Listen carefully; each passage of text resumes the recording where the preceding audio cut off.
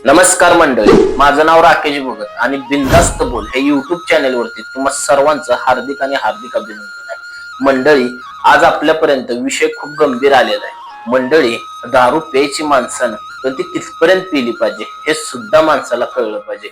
बरं, दारू पिताना ती दारू कसली आहे हे सुद्धा कळलं पाहिजे. मंडळी, असाच एक विषय झालाय. मंडळी, विषय काय झाला बघा. तिघ मित्र पार्टी करायला गेले. मंडळी, पार्टी करायला जाताना एक कोंबडी सुद्धा घेऊन गेले. कोंबडी घेतली, कटिंग बिटिंग करून दुकानदाराकडनं घेऊन गेले. जाताना तिघांनी ही देशी दारू पिणारे होते. इंग्लिश तर एकही त्यातला पिणारा नव्हता. मंडळी, तिघ बी जाताना वंशावरून मस्तपैकी आपोआपलं ज्याला जेवढं लागल तेवढे बाटल्या घेऊन गेले. ज्यानं आपोआपली बाटली घेतलेली त्यानं आपोआपली बाटली प्यायला चालू केली. मंडळी, एक एक क्वार्टर बाहेरची झाली तर ह्याने नेलेल्या 3 ते 2.5 क्वार्टर अशा पद्धतीत नेलेल्या होत्या. विषय काय झाला बघा. दोघांनी नेलेल्या 3 क्वार्टर आणि एक जणाने घेतलेली 1.5 क्वार्टर आणि घेऊ गेला पाणी आणायला आणि त्याच्याकडे एकतर 1.5 क्वार्टर आणि त्यानं काय केलेलं 90 पेलेला आणि पाणी आणायला गेलेला विहिरीला. पाणी आणायला गेला तर तोपर्यंत काय झालं, ह्याने शिजलंय का म्हणून बघायला घेतलं चिकन. तर तो आल्यानंतर काय म्हणला, तुम्ही तुमच्यातली दारू मला द्याल का? मग आपण तिघांनी मिळून पैसे घातले तर तुम्ही ह्यातलं चिकन का खाताय? असा करून ह्या तिघांचा झाला वादविवाद. आणि हे तिघ पण थोडी थोडी घेतलेलीच होते. थोडा किरकोळ वाद झाला, तो वाद तिथंच मिटला मंडळी. त्याच्यानंतर ह्यांचं चालू झालं आपलं दारू प्यायला, परत चिकन बनवा असं करत करत. आणि जसे ह्यांना जास्त झाली तसे ते दोघ जण त्या एकट्याला वडचडीत बोलायला लागले. असं झालं, तसं झालं, हे झालं, ते झालं, तू असाच आहे, तू तसाच आहे, अशानं त्यांचा परत एकदा वाद चालू झाला. बरं, त्यांचा वाद झाला ते झाला. त्यातल्या एक जणानं त्याची बाटली फेकून मारली त्याला. तर विषय कसा झाला बघा. बाटली फुटली नाही मंडळी, बाटलीचं वरचं तोंड फुटलं पण त्यात अर्धी बाटली दारू शिल्लक राहिली. दारू काही सगळी सांडली नाही. मग ह्याने वाद मिटवला आणि त्या गाड्यानं काय केलं, ज्यानं फेकून मारलेली बाटली जी होती त्यानं तीच बाटली घेतली, गलासात ओतली, त्या बाटलीत मध्ये पाणी घेतलं मंडळी. आणि ती पाणी बाटलीत घेऊन पूर्ण ती दारू तसला प्याला. आणि त्या अक्षरशः तुटलेल्या बाटलीमध्ये एवढ्या बारीक बारीक काचा त्या दारूत गेलेल्या होत्या. तीच दारू त्यानं गलासात घेऊन प्याला मंडळी. आता त्या काचा सुद्धा त्याच्या पोटात गेल्या. विषय तिथंच थांबला नाही बघा. त्याच्यानंतर 2 दिवस गेलं मंडळी.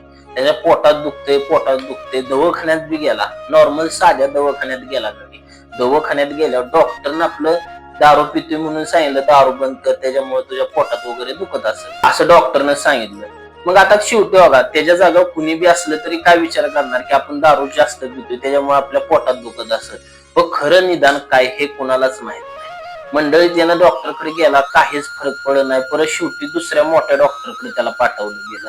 मोठ्या डॉक्टरने बी काय सांगितलं, लिव्हरवर ह्याच्यावर सूज झाली असेल, आपल्याला टेस्ट करावी लागेल. मग ह्यांच्याकडे तेवढी ऐपत बी नव्हती मंडळी की पूर्ण टेस्ट शरीराची करायला. 5-6 हजार रुपये खर्च होता.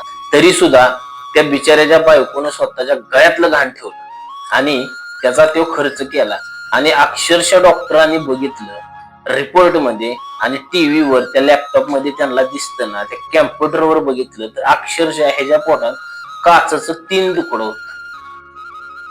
मग ह्याला डॉक्टरांनी विचारलं की तू पोटामध्ये काय पिताना किंवा काचच्या पदार्थामध्ये कुठलं काय तू खाल्लेलं का, काय पिलेलं का, दारू किंवा पाणी किंवा काय किंवा कुठं ज्यूस वगैरे. तेव्हा मला नाही. काय झालं तर डॉक्टरनी सांगितलं की तुझ्या पोटात काचचं 3 तुकडं आहेत. मंडळी, हे ऐकताच त्याचं डोक्याची भट्टी पटली. त्यानं सांगितलं की आम्ही आता 2-3 दिवसापूर्वी पार्टी केली होती, त्यात मी माझ्याकडनं डॉक्टरला सांगू शकत नाही ना की बाटली फेकून मारलेली म्हणून. सांगताना कसं सांगितलं बघा की माझ्याकडनं ती बाटली थोडीशी फुटलेली होती आणि त्याच्या जरा काचाही झालेल्या, मी तीच दारू वरची बोतली आणि पिलो. त्याच दारूच्या बाटलीतल्या काचा ह्याच्या पोटात गेल्या मंडळी. अक्षरशः त्याला 3 लाख रुपये खर्च सांगितला डॉक्टर. मग देशी दारूची 90 रुपयाची बाटली कितीला पडली त्याला सांगा.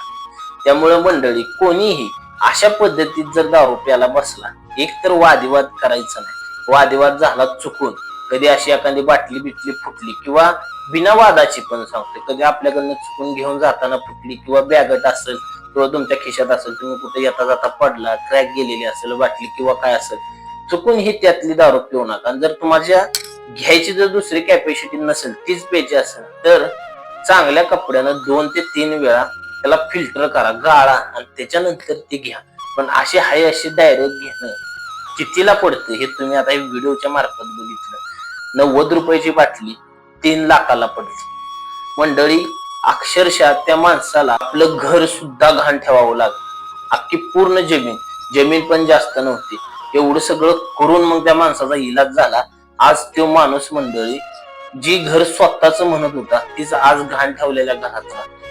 आता त्या माणसाला डॉक्टरांनी बेड रेस्ट घ्यायला लावली कमीत कमी 6 महिने. आज त्या माणसाची लहान लहान पोरं आहेत.